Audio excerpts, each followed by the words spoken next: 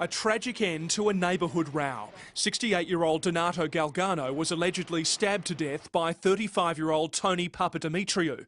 Both men had been neighbours for several years, living just metres from each other in Preston.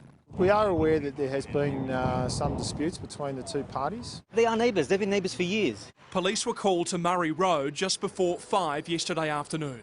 The pair had allegedly been involved in an altercation on the footpath.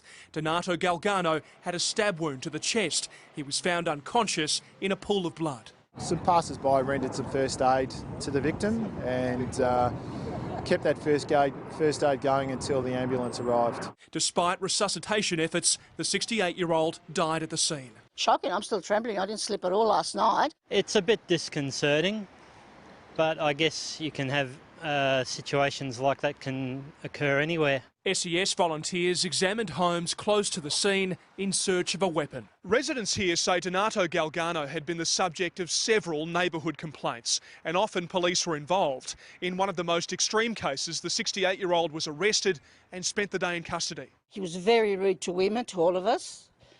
He'd come up with terrible gestures and stuff like that. Mr Galgano had also allegedly thrown rocks at the accused man's barber shop, while others saw a more generous side. The older gentleman has chicken in his backyard. He constantly gives eggs to the locals. He's got a little veggie garden at the front. Tony Papadimitriou faced the Melbourne Magistrates Court today and said nothing during the brief hearing. He was remanded in custody to reappear in court on Tuesday. Andrew Nelson, 9 News.